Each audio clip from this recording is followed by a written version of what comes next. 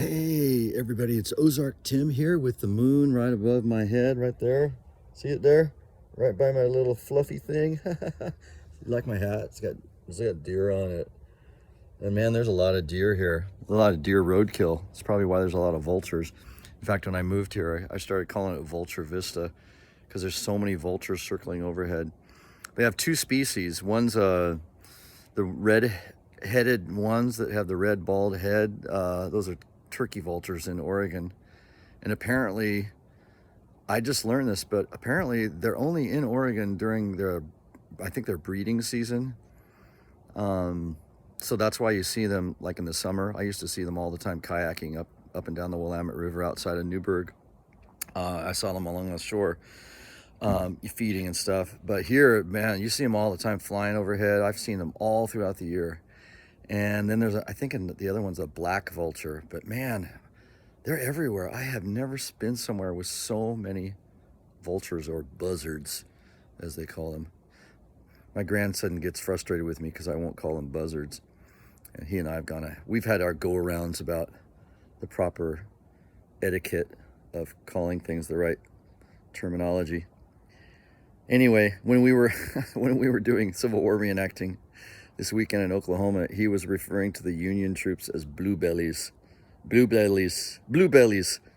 I thought that was kind of funny. He probably picked that up he watched Gettysburg, which is like a 3-hour movie before we went. And then he probably heard some of the other men talking about the blue bellies because we were playing the Confederate role this go around. Anyway, I just wanted to remind everyone that this morning at 8 o'clock, 8 o'clock Central, that's our time, and that would be 6 o'clock a.m. Pacific. That would be 9 o'clock Eastern, and that would be 7 o'clock Mountain. I think I got the entire United States. And I believe if you're living in Kazakhstan, it would be 7 p.m. Usually we're like the polar opposite of Kazakhstan here. If the time is the same, like standard time, like for instance, like a month ago, if it was 9 a.m. here, it would be 9 p.m. in Kazakhstan. So is easy for me to remember that way. But anyway, I'm going to be talking to Baket Yusanov. He and his wife Shinar run an orphanage in Taldi Kurgan city, Kazakhstan. And I've never been to that city, but it's close to the one I used to live in, which is Almaty, which was the former capital of Kazakhstan. So I'm really excited. I still see the moon. There it is. I'm excited about talking to him because he's fulfilling such an important role as far as orphanages go, because he's zeroed in on older kids. Apparently in the former Soviet Union, and I guess it still goes on, they kick out the older kids when they reach a certain age, maybe when they don't think they're cute anymore and people will want to come and adopt them. I don't know the reasoning, but they kick them out. And so he sort of saw this need because, I mean, imagine what it'd be like if you're kicked out at 17, 18. I don't know exactly when it happens, but it's way before they're independent enough to, hold a job and have enough money to pay rent and all that. I mean, just imagine if you're a young person and you're basically living on the streets, and what are you going to do? Steal? Prostitution? I mean, you're going to do whatever it takes to stay alive. Get involved in drugs, maybe a gang, maybe a crime syndicate. I mean, just the potential of trouble is mind-boggling. And the scriptures say that we as believers are supposed to look out for the most vulnerable. And in Paul's day, and Peter's day, and Jesus's day, that would be widows and orphans. And so we're told, I think it's James and I believe 1 Timothy somewhere, or 2 Timothy, it talks about looking out for widows and orphans in their distress. And I can't imagine a group of people in more distress or potential distress than older orphans in Kazakhstan, that aren't quote unquote cutesy anymore and adoptable. But anyway, those of you who know about orphans and stuff, and I know some friends of ours who've adopted older kids, even kids with handicaps and special needs who are from overseas orphanages. And hey, hats off to you for doing that, because that comes with its own challenges, issues that have developed over time, and just, imagine if you've been treated horribly in your family, or your dad's an alcoholic, or you've been abused, and then you go to an orphanage. I mean, you carry those wounds with you, and you might develop new ones if you're in a bad orphanage. And so anyway, I discovered Bucket, and the Lord just brought us together. It's just the Lord. He'd probably tell you the same thing. We didn't know one another. In fact, I was suspicious. Who is this guy? And then I started asking around the missionary community, and thank you, Catherine and David Pratton over in Australia. You came through for me really quickly. Catherine, I know you're struggling with cancer right now, and David, you're working your tail off in the computer industry, trying to assist your family and had a difficult time. Thank you so much for just helping me to feel confident that Bucket could be someone I could trust, and then encourage other people to give money to. So, it's great how we can all work together, and the use of social media for a good cause rather than, a bad cause. So I guess it's like nuclear energy, it can be good or it can be really bad. Or TV, it can be good or it can be bad. Or movies, they can be really good or they can be really bad. Or magazines, porn, images. Images can be great. I mean, the image of a beautiful painting or a sculpture that can inspire you, but then an image of some porn stuff, or child porn, I mean, that's just sick. It's just sick. And anyway, we as believers are called to do many things, and one of them is to look out for widows and orphans in their distress. So please join me, even if you can't give or don't want to give, or you're suspicious about giving and it's not your thing. Join me and learn about Taldi Kurgan in Kazakhstan, and what it's like to be a Kazakh believer in Central Asia, and in the midst of this Russian domination that seems to be kind of a theme going around. And also, I just want to encourage everyone that Spishik Pollock is in Ukraine right now, so please pray for him. He's the guy I interviewed last week and was a former colleague. And remember, Dutch Civilian Action. Dutch Civilian Action is the website you would go to if you want to give to what he's doing, which is bringing stoves, heaters, boots, shoes to people in Ukraine. And they're right up front and personal. They believe in delivering things in person, encouraging people face to face. So by all means, please consider giving. And also today, I'm going to ask you, I'm just going to tell you up front, I'm going to ask you to consider giving to Bucket. It's so easy. It's going down to Walmart and giving him his name, his full name, and the city where he lives. And then they take money out of your debit card. They don't take credit cards. It's Western Union, by the way, through the customer service desk. And I'm not trying to tout Walmart, because I live in Walmart land here in Northwest Arkansas.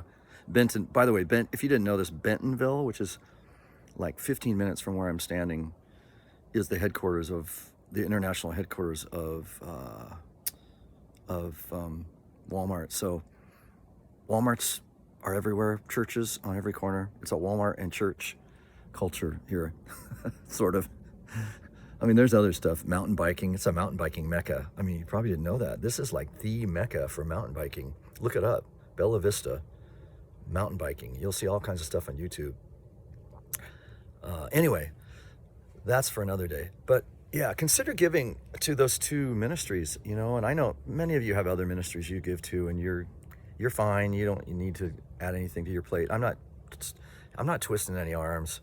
I'm just saying, hey, here's a need. If you're interested, give. And if you're not, just sit back and relax and learn and pray. Please pray for Bucket, his wife Shinar, their orphanage, and Spishik. Pray for his safety, man. That guy is going to dangerous locations. And he's like, I said on my YouTube broadcast last week, he's the bravest Polish grandpa I know. And I don't know that many Polish grandpas, but he is the bravest one I know. He's a good guy, solid guy. So yeah, pray for Spishik, pray for Bucket and Shinar, and pray for the people of Kazakhstan and Ukraine and Poland and all of that region that's on pins and needles, wondering what the heck is Putin going to do next? Is he going to invade the Baltics? Is he going to invade Poland? Is he going to start World War III? I mean, how do people do it without knowing the Lord and the end of the story? when he's going to bring his son back and as a conquering hero on a white horse, and all the angels, and he's going to bring his redeemed back too. That's what the resurrection is all about, and what people call the, I use the word rapture as a means by which, not as some event I'm looking toward when I escape the dangers of this world and sit up on a cloud and look down when all hell breaks loose. I just don't believe that's what it's all about. The rapture, or the transformation of living bodies into new bodies, is something that happens at Christ's return when he raises the dead. And I'm talking Abraham, Paul, Adam, Abel, Enoch, whoever's in the ground and has been in the ground, moldering, decaying, part of the elements. He's going to put us all back together and give us the bodies that his son had. That's what the Bible teaches. It doesn't preach ghosts floating into some holding pen and Jesus as the concierge at the front desk. No, Jesus is a high priest. You got to read the Bible actually lays it all out. In Hebrews, it tells you exactly where Jesus is and what he's doing. He's not frolicking in the fields with Bambi and your dog and your Aunt Mabel. He's in the Holy of Holies. And when you think about it, in Israel, if anyone entered the Holy of Holies when the high priest was in there, they'd be killed. They'd be dead. Only one designated man who was a descendant of Aaron, that's why it's called the Aaronic priesthood in Hebrews, could be in there serving. And so if that's a shadow of the good things to come, then isn't a shadow like just a outline of, or a reflection of, the real thing? So wouldn't the real thing still be the real thing? I mean, think about that. These are things, oh man, I had to ponder these things when I was on a bike trip in Austria in 2009, but they transformed my paradigm. And I think, I'm still learning. I'm not perfect. I've got stuff to learn, but the Bible seems to fit so much better together. All the little pieces and all the things that you read in Psalms and Ecclesiastes. I can read Ecclesiastes and go, you know what? This was written by a man who was going through different things in his life, Solomon, but it's truth. It's truth. I actually went to a Sunday school class once where the teacher said, well, we can't believe everything in Ecclesiastes because clearly Solomon was having a nervous breakdown or going through a midlife crisis, and so we can't take everything seriously here. In other words, I'm going to pick and choose what I'm going to believe in and throw out the rest because it doesn't fit my paradigm. Or Hebrews. I had a Sunday school teacher once that said, Hebrews was written to unbelievers. Really? Really? Why don't you go to chapter 3, verse 1 and read what it says? To holy brethren, partakers of a heavenly calling. That doesn't sound like unbelievers to me. Oh, then why are there 6 sober warnings in the book of Hebrews? Well, maybe God's people need to be warned because something's still at stake. Perhaps our inheritance, the Abrahamic inheritance. Anyway, those are issues for another day, and I constantly bring them up because my heart is to proclaim the resurrection and the truth of the scriptures, not the traditions of men. I don't care if 99.9% believe in them. I'm not going to proclaim the traditions of men. I'm going to proclaim the scriptures. So that's all for now. Again, I hope you join us live. Yeah, there's the moon again. Is it waning or waxing, or I'm not sure. Or is it having its nails done? I don't know. Waxing? I'm not sure. Anyway, I'm here in the Ozarks. It's cold.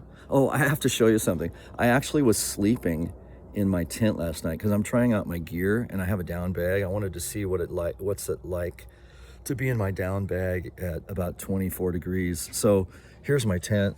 It's see all the frost on it? See it glistening? Yeah. That's my REI tent. It's technically a 2-man tent. Yeah, I think it's a 2-man tent. It might be a 3-man. No, I think it's a 2-man tent. But I like the spaciousness. Maybe it's because I'm fat, but I know a lot of people, serious hikers that do the Pacific Crest Trail and the Appalachian Trail, or the what's the other one? the Continental Divide Trail. They like to use the stealthy little one-man tents and even just basic shelters, because it's easier to find a spot. But I like to stretch out. I don't like to be confined. It's already confining enough to be in a mummy bag. But I slept like a baby. I think I do better with fresh air.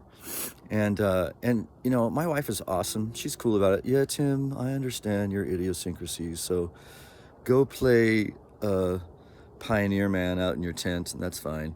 So anyway, the grandkids are coming today, so that's going to be great. And then Bucket, I have Bucket to look forward to at 8 o'clock. So I got to get some gas down at Walmart for my little lady, who's nearly been married to me for nearly 40 years and still tolerating me. And then I got to get set up. I'm going to practice some songs, and I'll probably be on 20 minutes before he officially comes on. So if you want to come on early at, say, I don't know, 7:40, that's probably when I'm going to turn on the live feed. So anyway, Facebook Live or YouTube Live. If you're going to do that, go to Villa Scriptura, VillaScriptura, Villa Scriptura, on YouTube, and you'll find me there as well. So hope as many as possible can come, and if not, it'll be archived, and I'll you know, put it up again through my YouTube channel, link through Facebook and on YouTube, and maybe Instagram if I remember. Okay, das vidanya.